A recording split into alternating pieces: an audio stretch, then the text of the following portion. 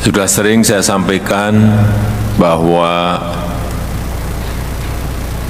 di tahun 2045, 70% penduduk kita ini akan ada di perkotaan.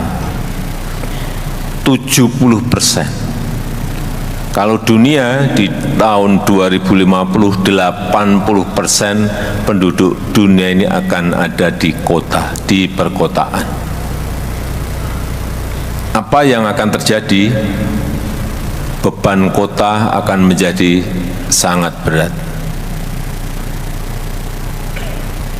Oleh sebab itu, juga sudah sering saya sampaikan, rencana kota secara detail itu harus dimiliki setiap kota di Indonesia, sehingga jangan sampai kita memiliki kota yang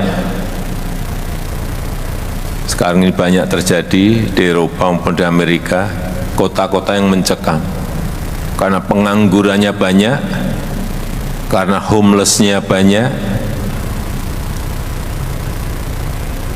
dan kita tidak ingin itu terjadi di negara kita, Indonesia.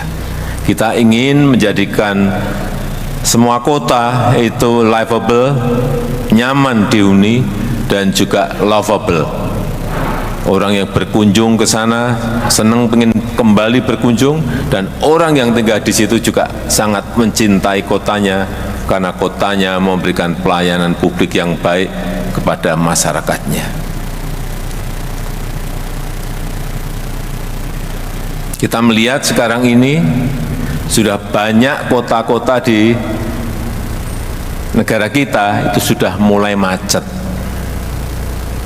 Mulai macet. Pak Wali Kota Balikpapan sudah macet. Sudah. Saya dengar sudah. Surabaya sudah macet. Pak Wali sudah. Sampun Pak, sudah.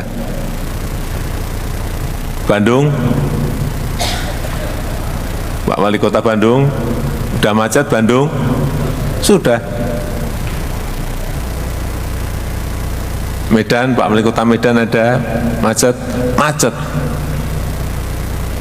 Oh Pak Wali, macet. Semuanya sudah mulai macet. Oleh sebab itu, sekali lagi, rencana kota mengenai transportasi massal, transportasi umum itu harus disiapkan. Kalau kita bayangannya selalu subway, MRT, LRT, itu biayanya gede banget, mahal. Saya sampai apal. Waktu MRT Jakarta dibangun pertama, itu per kilometer yang MRT yang bawah tanah itu 1,1 triliun rupiah per kilometer. 1,1 triliun rupiah per kilometer. Sekarang sudah 2,3 triliun per kilometer. Tolong tunjuk jari, kota mana yang siap membangun MRT dengan APBD-nya? 1 kilometer 2,3 triliun.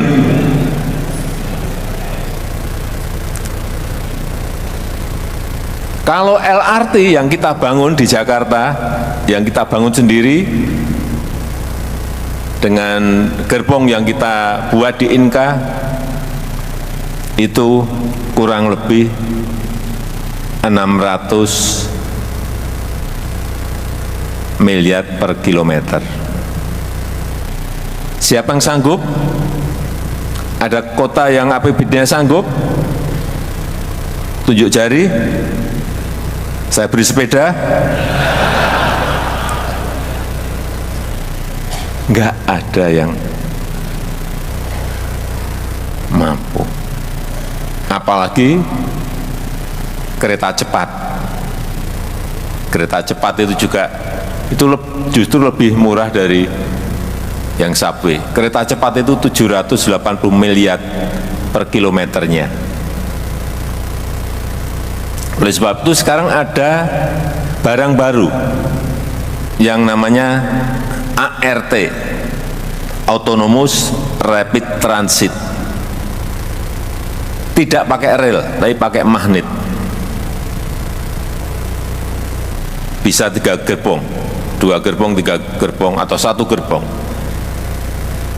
Nah, ini jauh lebih murah.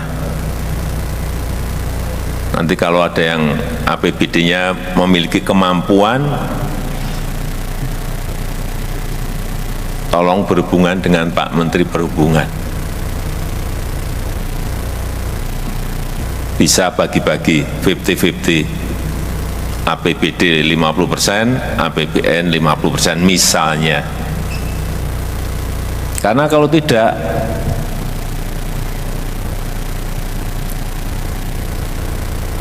10-20 tahun yang akan datang semua kota akan macet.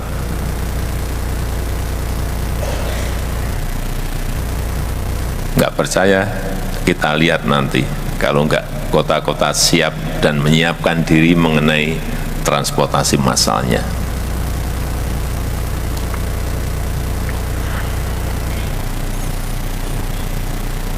Yang kedua, yang berkaitan dengan kota masa depan itu seperti apa.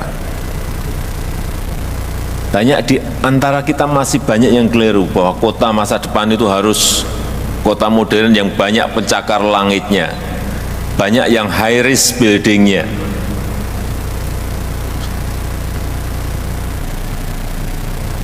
Menurut saya, dan sekarang ini sudah mulai ada sebuah paradigma baru. Kota yang baik adalah kota yang ramah pejalan kaki. Kota yang baik itu adalah kota yang ramah terhadap penyandang disabilitas. Kota yang ramah terhadap pesepeda. Kota yang ramah terhadap anak dan perempuan. Konsepnya kira-kira itu. Kota yang ramah terhadap lingkungan. Artinya apa?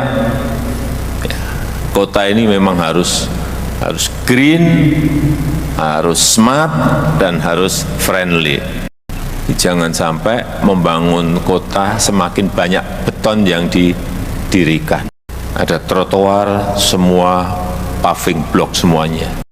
Ada mestinya sekarang ini penggunaan paving grass akan lebih baik, akan lebih hijau. Ada pedestrian, nggak ada pohonnya.